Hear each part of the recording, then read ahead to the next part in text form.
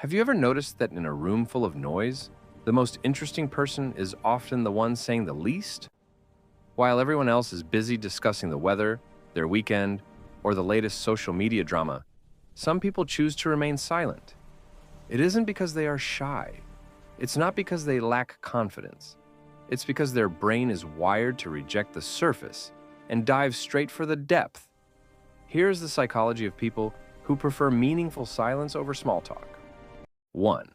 The high-depth processor. Some minds are not built for noise, they are built for meaning. For the high-depth processor, conversation is not a social reflex. It is an act of cognition. Every word enters a system already saturated with analysis, memory, abstraction, and reflection. Psychology tells us that such minds operate under a naturally high cognitive load, not because they are overwhelmed, but because they are awake. Small talk, in this context, is not neutral. It is friction. When dialogue lacks depth, it forces the mind to idle, yet remain alert. This creates a quiet irritation, similar to asking a philosopher to count pebbles or a mathematician to recite phone numbers. The intellect is engaged, but not nourished. These individuals are not withholding speech out of disinterest. They are conserving attention. To them, words are not placeholders. Words are instruments. And instruments are only picked up when there is something worth playing. They do not speak to signal presence. They speak to uncover structure, truth, or motive. Philosophically, this reflects a different relationship with reality. While many experience the world as a sequence of events to be narrated, the high-depth processor experiences it as a system to be understood. They are less concerned with what happened than with what it reveals. So they remain quiet, not because they are empty, but because their inner world is already full.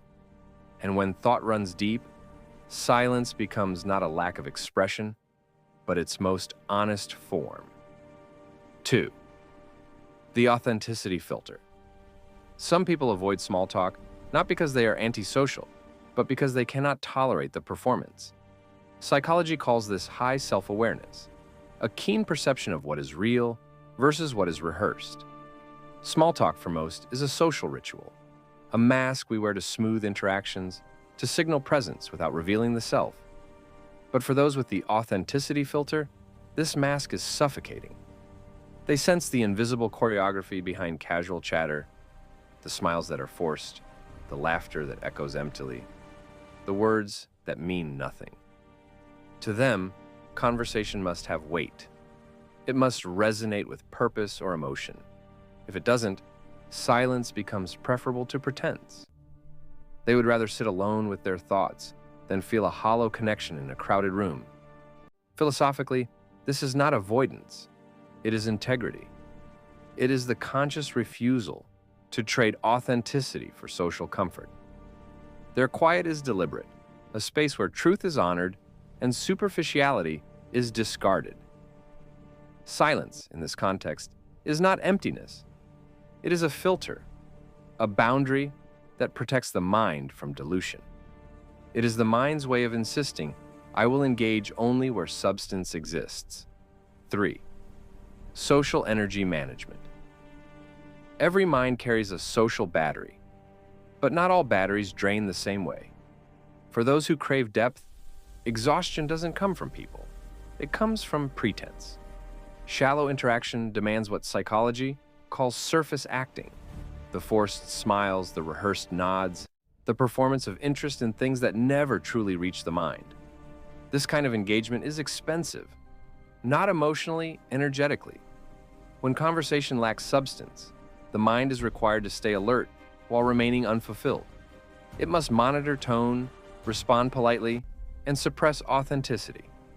Over time, this creates depletion, not because the person is weak, but because their attention is being spent on what provides no return. So they withdraw, not as rejection, but as regulation. By skipping small talk, they practice emotional conservation. They choose to invest their limited energy where it matters, into conversations that stimulate thought, into people who allow presence without performance, into moments where the self does not need to be edited. This is often misunderstood. They don't dislike people.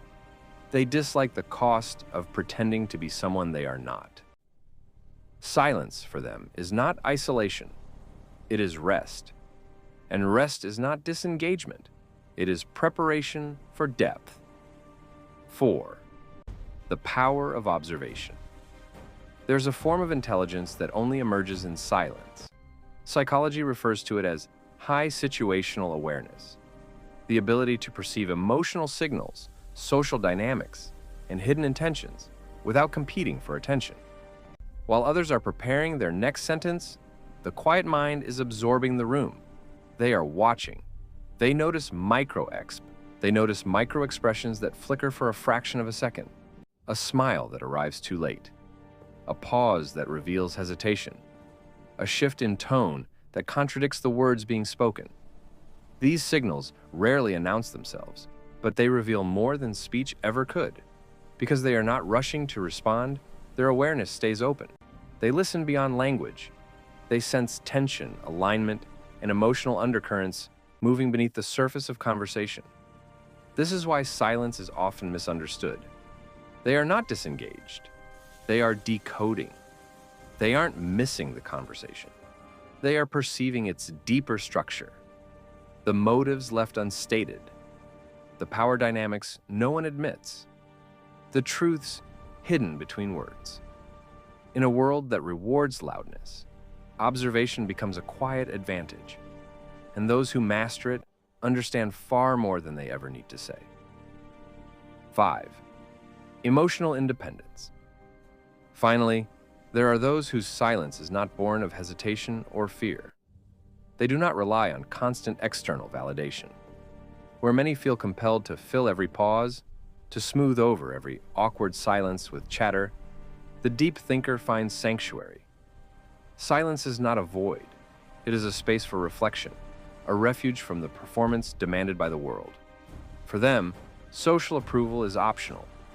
They do not speak to be accepted. They do not gesture to be admired. Their presence is enough.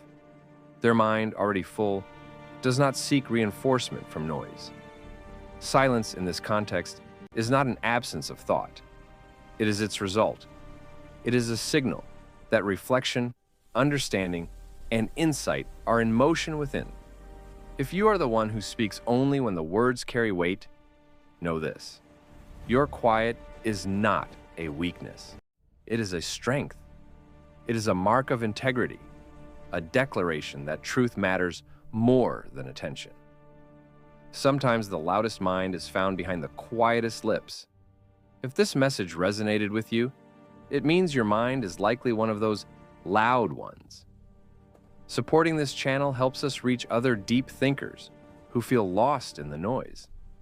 Please take a moment to like this video if you value the depth of silence.